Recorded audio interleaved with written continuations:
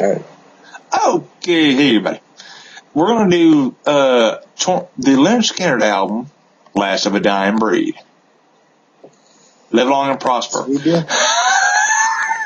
Yeah, all right. We just did review Forgotten Guns. That should be up probably, maybe, man, what'd you say, later today, maybe?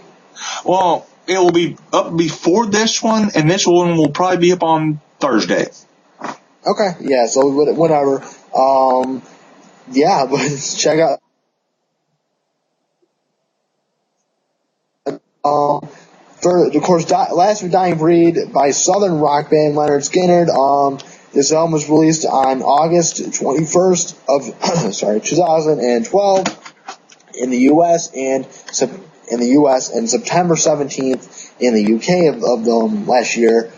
This is their 12th studio album. So background information really fast. It's the first Lynyrd Skynyrd album to feature Johnny Colt on bass and feature guest guitarist John Five, who was from, you said Marilyn Manson, right? Rob Zombie? Yeah. Okay. The singles off this album, or the first single, probably the only single, is Last of a Dying Breed. It was made available for purchase on iTunes on July 9th of 2012, a little bit like a month beforehand. Yeah, that's basically it. If you're interested in that. And here's what it looks like. Track by track review, Lance. You want to go ahead? Last of a Dying Breed, hard-charging rock song about the biker lifestyle. Okay. Yeah. I actually, you're gonna find this funny when I say this. I would say that this song is a tribute song to a tribute song from Johnny Van Zant to Ronnie, who passed away. The song opens up with which is a really, really nice guitar riff. Which can be heard. I feel like I've heard that riff before, but I've also maybe that was off of the NASCAR on Fox theme back in like old school days of 2002, 2003. I used to be a NASCAR fan, used to be a hardcore NASCAR fan. Now I just watch it casually. I have that CD in my basement, the NASCAR Crank It Up CD. Which, when I do my NASCAR review of Chicagoland, he will be in there. Yeah, I just don't know when Chicago is. I think it's during the chase. Yeah, if everything goes the way I want it to, I will be in there, and I will mention the CD again. It's a good CD, though. Anyway, the song is just a fast-paced, guitar-led song. It's a rocker, I'd say. It's some catchy lyrics, some nice piano. It's really a very nice tribute. It's a tribute song, kind of like Gifted Hands off of God and Guns. It seems to, again, be a song from Johnny Van Zant to Ronnie Van Zant, the late kind of, I guess you'd say, maybe not founder, but one of the biggest influences in Lynyrd Skynyrd. And it's also paying tribute to Lynyrd Skynyrd's past, of course, with Ronnie was the founder. Okay, yeah, that's what I thought, but in case he wasn't, I just put that in there. All right, that's that song. Want to do track number? Go ahead. You do track 2. All right. Number 2. All right. One Day at a Time. The song really starts out with a nice, gritty and rough-sounding guitar work. It kind of builds nicely into a ballad of some sort. About never taking life for granted, because you never know how much time you're going to have, never know what's going to change and whatnot. This song really is built nicely. It showcases just the good of the album and just the riffs and just everything. This album, not only this album, but most of Lynyrd Skynyrd's albums are filled with a lot of strong riffs, some oversized and friendly choruses that are easy to sing to and easy to remember, and that's exactly what they do on this album as well. Yeah, that's it for that song. Homegrown, track 30. Okay. Rockin' song about, basically loving crazy women. Yeah. As simple as that. The song to me, I actually kind of base my review sometimes off of what critics say, and this is one of those songs I did that. The song has a rough and aggressive feel to it, especially with the guitar solos and the guitar-led opening. The vocals on the track is this is where I heard from another critic, can be considered somewhat of radio friendly because of their catchiness. This album, this song to me, did you notice kind of the auto tone tune type of thing going on? They might have been playing with auto tune a little bit, but yeah. Yeah, I mean it's not that big of a deal, and I really liked it. But there was this particular critic that I based my review off of, and kind of based the song off at least, said that it was kind of a Nickelback-esque kind of a move. And a lot of people don't like Nickelback, but I think it really played well into the song. And this song is about the goodness of the Southerners and maybe Southern women as well. You dang right. right. You can do track number 4. Ready to Fly. Basically, heartfelt song about being ready to die. Yeah. It's a nice ballad. It kind of bases the fact off of, the Van Zants, both Ronnie and Johnny. Their mother, I believe, was about ready to pass away, and that's kind of what this is based off of. It's got some nice guitar work on the song. The song reminds me a lot of Gifted Hands off of the God and Guns album, because it deals with the passing of a loved one, and kind of, or a friend or whatnot, or maybe a little bit of Freebird. Yeah. And it's a very nice song. The tempo is exactly the same as Gifted Hands as well, I'd say. Yeah, that's basically it. All right, I'll do track number 5. Sorry, did you have anything for? Oh, you already said what you had for number 4, yeah, right? So, yeah. All right, yeah, I'm going nuts. I got too many words in front of me. Stuff's going crazy. All right, track number 5 here, Mississippi Blood. This song really is a catchy rock sounding song. It kind of starts out maybe with a banjo-esque. I don't know how to describe that really. It moves into some modern guitar work. Some nice dueling vocals as well about a southern girl, a southern woman. And yeah, do you have anything for that song? Well, granted that I do party in Mississippi quite a bit. Yeah. About a fast, crazy country woman who basically Lynyrd Skynyrd wants to try. Yeah. Yeah, it's simple as that. Simple as that. All right, you can do track number 6. Basically, track 6. Good teacher. Hard rocking song about, their father. I'm guessing Ronnie, Donnie, and Johnny's father. Maybe one of their guys, I don't know. How he was good hell-raising influence, and also about a little bit of a fast woman with an influence on him too, because they were good teachers. Of course, there may be a little bit of a sexual meaning in that song. Really, for me, the song wasn't great. The song wasn't great. The instrumentation is really why I like the song. It features a nice kind of distorted guitar, maybe a little bit, paired with some nice and a catchy drum beat. The vocals are very simple, kind of lacking the spark that I would want to. I don't know, maybe a lack of a spark. Maybe it's meant to be simple and kind of get the point across, but it just didn't all fit together for me. For whatever reason. Yeah. All right, I'll do track number 7 here. Something to live for. The song starts out with a nice and long guitar riff.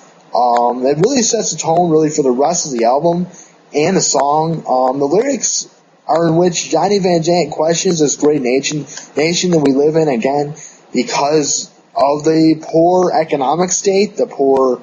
The government seems to not care in some cases, and doesn't care about the middle folk, is I guess the middle, the middle of the ladder. Middle class. I guess you'd say, yeah, middle class. That's what I was thinking.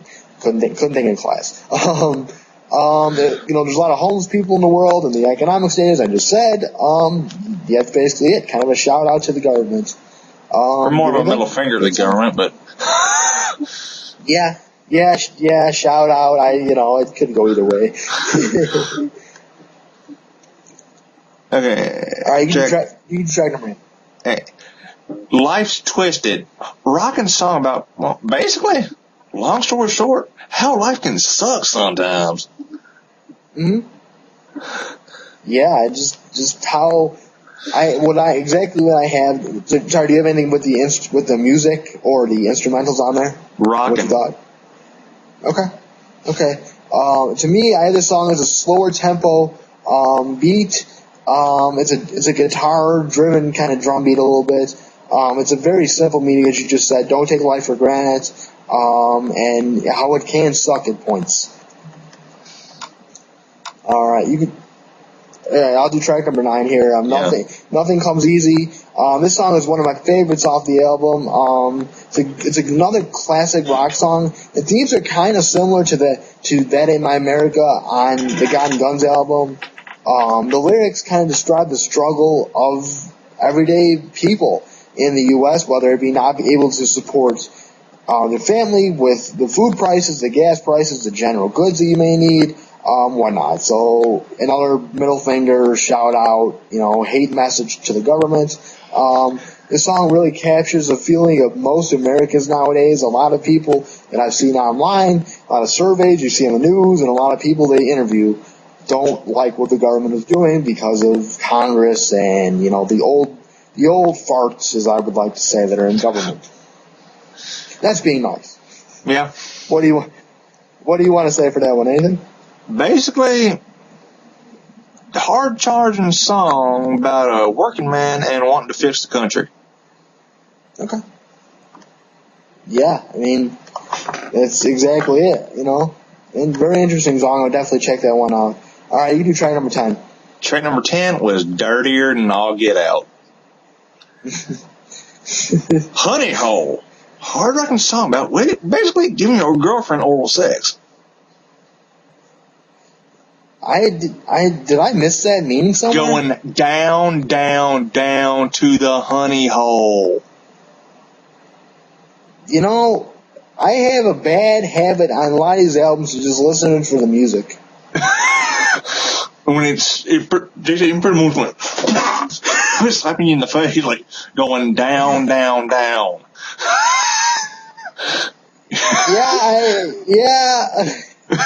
I mean, the name of the song should have tipped me off. It didn't. For whatever reason, I don't know what I was doing when I wrote this. Were you drinking? Bro, were you drinking when you were reading it? You sure? No. Well, I don't know what I'm. Okay. That doesn't surprise me whatsoever. For me, again, I kind of focus on the music side of these songs. As I just said, the song has a nice mix of a slower and faster tempo. It kind of caught my attention. There's some aggressive guitar. It's a simple song about oral sex, as you just said. All right, track number 11 here is Start Living Life Again. It's kind of an acoustic feel to the song, an overall positive way to finish the album. It kind of deals with the questioning of people's habits and why do they do such dangerous things, maybe such as drinking up, a little too much, smoking. Smoking kills is what they say. And just why do you do things? Why do you basically maybe have to be a drug addict? Why do you have to be obsessed with stuff and trying to influence people to get on the right path in life? Maybe such as finding faith, finding a hobby to do. I don't know. It's just an interesting way to finish an album, a positive way to finish the album. Yeah. What do you think? I had basically the same thing you did. Okay, yeah. This song was very simple to decipher. Yeah. All right, what were your favorite songs on this album? Last of Dying Breed, Homegrown, Mississippi Blood, and Honey Hole. Okay, wow, you have majority that I have. I had Dying Breed. Homegrown is obviously one of my favorites. I was singing that along with a whole bunch of other ones last night. Mississippi Blood as well, just because of the weird twanginess. Something to live for. Nothing Comes Easy, and Start Living Life Again are my favorites. The positives on this album. First of all, do you have anything positives and negatives? Not really. Just a good mix of songs. Okay. Yeah, I would definitely agree with you there. This album to me is classic Leonard Skinner. It kind of goes back to the roots a little bit. And the only reason I say that is because a lot of reviewers and a lot of the general public didn't like God and Guns, and this, may be something that will appease the people because it feels kind of classic. They deal with a lot of, anti, kind of hatred on the government, maybe a little bit, just a whole bunch of stuff. A lot of that can be seen throughout the songs. The Last of Dying Breed, which is a reference to the great and late Ronnie Van Zant and kind of the band's, endings and beginnings and whatnot. For me, the downsides of this album is I like the way that the riffs, the downsides. I feel like I've heard a lot of these riffs before, as I kind of messed up my words. Whether it be on the earlier in the album, later in the album, it just kind of a lack of some creativity. It's kind of some old and recycled riffs there. That's basically it. Basically, you said something. You said something about how people were did not find content in this album. Got nuts. Basically, people in like a classic band like Lynyrd Skynyrd, the only thing they're going to feel comfortable with is a friggin' best of CD. Yeah. Like classic bands get pigeonholed into that sometimes. Yeah, like they go on here, Call Me the Breeze, Sweet Home, Freebird, and a bunch of others. They shy away from the new stuff, which I think is crap. Well, not. Yeah, I think people do that's crap. Yeah. You're saying? I can definitely see where you're coming from there, and I like this album a lot, and I like both of them a lot. They're good albums, not great, but bands change, and people change, and this reflects a lot of that. Yeah. So that's basically it. Yeah, I gotta give it 7 out of 10. Yeah. Okay. Yeah, I'll give it a 7 as well. It's a good album, not great. Yeah. If you had any, and before I say, Jason has complete rights to use this video on his channel. And if you have any questions or comments, email me at lancemosstv@gmail.com. Hit me up on Facebook. Video responses will be welcome. I'm wanting to do some more question and answers. I just haven't got any yet. Put them in, email me, video response, some private message. I don't care. Just get them to me. You can even carrier pigeon me if you know how to do that, but anyway. And please subscribe. Yeah, I'm sorry, I was just looking at the dang weather. So for me, again, this is my album review corner. If you like this video, please subscribe. I put out new ones every week. My upcoming reviews, I just said in the previous video, will be, we got some Black Rebel Motorcycle Club, some country music with some Eric Church, Aerosmith possibly, some new music, Jukebox of Ghosts, Imagine Dragons, Daft Punk, Skillet, Jimmy World, and some Black Sabbath. That should be our next review. That's basically it. Anyway, we'll see you later. Say bye. All right, bye-bye. Bye. See you.